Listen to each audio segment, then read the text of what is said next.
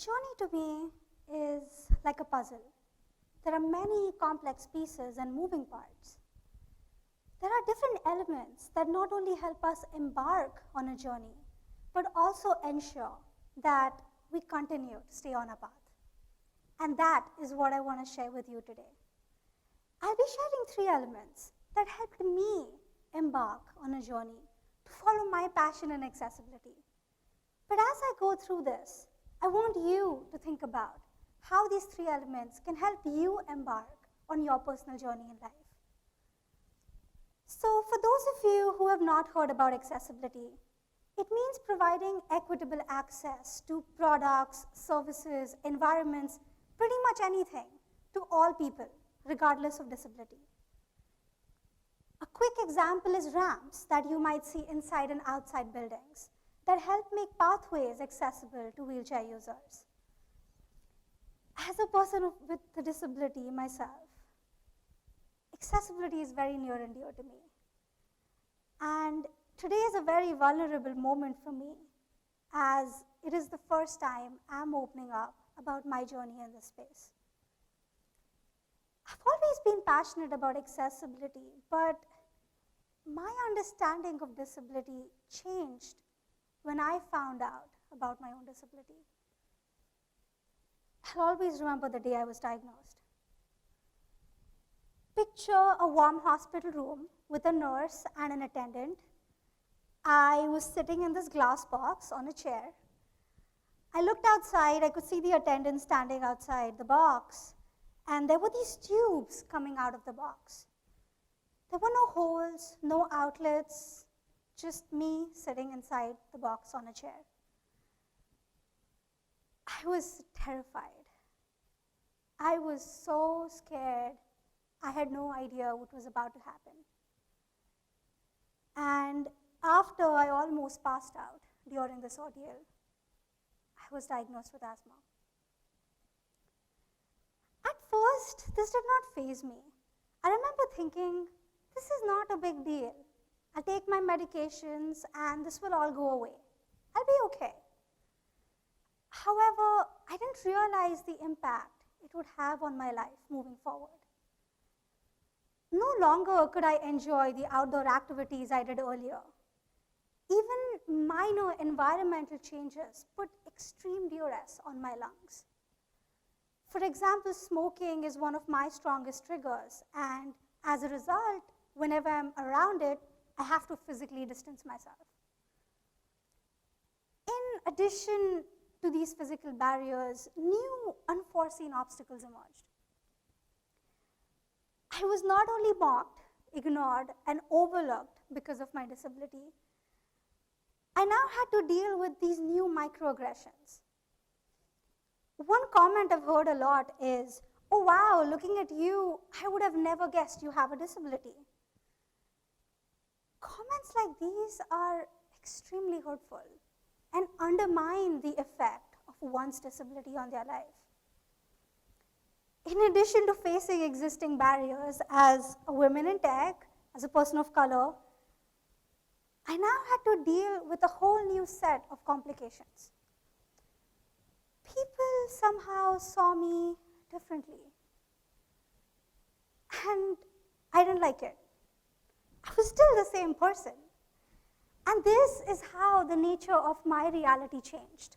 And at first, I rejected it. I didn't have a disability. I didn't want to be associated with that word. It somehow made me feel less. And I was so wrong. Over time, it became a big part of my identity that I not only embraced, but also celebrate. It completely changed the way I viewed myself and helped me take that first step towards embracing myself. So that is the first piece. To truly embark on a personal journey, I needed to embrace myself, all parts of myself, including my disability. Embracing yourself also means not letting others undermine your identity. It means just be who you are, regardless of what other people say or think. So I want you to embrace yourself. your race, your culture, your language, disability, whatever it means to be truly you. And as a result, you will bring your 100% to the table. It will also lay the foundation for the next piece, which is taking risks. Embracing my identity became a catalyst to pursue my passion in accessibility. I wanted to do more. And so I quit my job and decided to go back to school full-time to pursue this passion. Going back to school was truly a leap of faith. I was leaving the security of my 9-to-5 job with a limited idea of how I was going to fund my education. But amidst all this uncertainty, there was one thing I was certain about. This was something I needed to do to follow my dream. Michelle Obama once said, "Success is not about how much money you make. It's about the difference you can make in people's lives." And I truly wanted to make a difference. So I jumped right in, and I've never looked back. Quitting my job was one of the best decisions I've ever made. I wake up every single day energized, excited, and ready to do my part in making the world more inclusive. To me, it's not just about my voice. It's about the voices of those who are not being heard, and we need to amplify them. Although there are many instances I can think of that drive my passion in accessibility, there is one that cemented it. This was right after I had quit my job and started graduate school here at Georgia Tech. I was working with the team on an industry project, and we were working on creating inclusive experiences for people visiting the zoo with a focus on visual accessibility. Having seen my grandfather lose his eyesight, this project was incredibly close to my heart.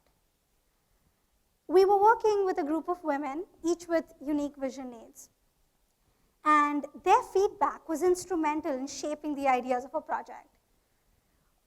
Over a course of a couple of weeks, we had seen them interact with different elements at the zoo, such as posters and artifacts. And unfortunately, they found them to be severely lacking. Experiencing that exclusion through their eyes was illuminating. Throughout the project, we conducted various interviews, but it's that last one that is imprinted on my mind. We were sitting around the table, eating snacks and sharing stories of our experiences. I remember sitting there and nibbling on my blueberry scone. I really do love those. When one of the ladies said, "Thank you for making us feel included and for making sure our voice is heard." There was not a single dry eye in the room, and I knew that from that moment on, this is what I wanted to work on every single day. We have a saying in the disability community, "Nothing about us without us." And that is what I wanted to work on every single day. I wanted to be a part of bringing more voices to the table to ensure that people with disabilities were an integral part of the process. So I want you to know that when you embark on these new journeys, you will have to take risks. It can be scary. You are going to be scared. But be comfortable with uncertainty. If I had not ventured into the unknown, I would have always regretted that road not taken. So when you take that risk, know in your heart that you did everything in your power to make your dream happen. For me, all these experiences made me feel validated about all the choices I had made and all the decisions I had taken. So I want you all to take a moment to reflect. Take a second and ask yourself, do you wake up every single day excited about what you are going to work on? what makes you truly happy? And if it's not what you're currently working on, what do you need to do to get there? Also, full disclosure, I am not asking you to quit your job or make any life-changing decisions today. I just want you to introspect. It is not going to be instant, and that's okay. Your journey will look very different than mine, and that's okay too. But what's important is you need to think about it and take those steps to get there. And all of this brings me to my third and final piece, which is persistence. To me, persistence is not just about not giving up. It's about never giving up in the face of seemingly insurmountable challenges. Now I have a question for you. Have you ever experienced moments where you felt like it was the end? Everything was over. You anguished over that worst case scenario playing out and things didn't go as planned. I've been there too. But what I didn't realize was it was just the beginning of something amazing. I was not just taking the last step in one journey, but I was simply taking the first in another. Last summer when COVID-19 hit, many things changed for everyone. I was on track towards completing an internship when the pandemic changed the entire trajectory of graduate school for me. My internship was canceled, and I was devastated. After crying for 2 weeks, I picked myself up, pushed myself, kept going, and at the end of the summer, an amazing thing happened. I founded the Shakti Collective. It all started with research I was conducting for a project. I was investigating the needs of different professionals practicing accessibility in the industry. As I connected with these professionals to learn more about their stories, I realized that there was a need for an accessible platform where everyone could learn about the amazing work that was happening within the field of digital accessibility. This would not only provide a platform for you and I to learn and apply the knowledge, but it would create connections within the community. I often think back on some of my past work and my aha moments, and I wanted to create that for the community using storytelling. Stories are so powerful, and I wanted to empower everyone out there to embrace accessibility within their organizations so that we could all create inclusive products. And that's how Shakti Collective was born. We started with a few people, but today we have over 80 people who have signed up to share their stories. They all come from different walks of life: designers, developers, researchers, and even leaders who have stepped forward to share their stories. All this work culminated in a chance for me to interview my idol, a very well-known leader within the field of accessibility and technology, Jenny Leigh Flurry, the Chief Accessibility Officer of Microsoft. It was an astounding moment for me to see how all my hard work had led me to such a fulfilling opportunity. At the end of the summer, I received recognition for my work, one of them being named one of the faces of inclusive excellence here at Georgia Tech, and eventually landed me my dream job. But it was more than just a job. My persistence had created a ripple effect, and my efforts had paved the path for others looking to pursue similar passions. It had given me something to fight for, not just for me, but for those who would come after me. Shakti not only supported people who were on their path within digital accessibility, but inspired many more to step up and join this movement. That was a big win for me, to see how all my persistence had led up to all these opportunities, not just for me, but for others around me. And so I want you to know that embarking on a journey is not going to be easy. There will be many hurdles. Personally, I've faced various hurdles as a result of my intersectionalities. Being an international student, being a woman of color, and now being a person with a disability. But know that these challenges and hurdles will help define you, make you stronger. And despite of everything you face, you are not alone. Find your support group, find your mentors. When I initially found out about my disability, I felt isolated.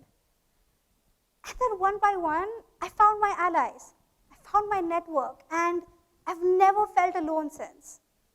So keep pushing, not just for yourself, but for those who are going to come after you. Impact is not a single massive change. It's all those little actions you take that give you momentum to get you to where you want to be. And it's never too late to embark on that journey. So once you embrace yourself, take risks, and keep pushing, you will be unstoppable. You will find ways to impact the world and the community around you in a multitude of different ways. So I want you to go take that first step in your journey, and let's go change the world together.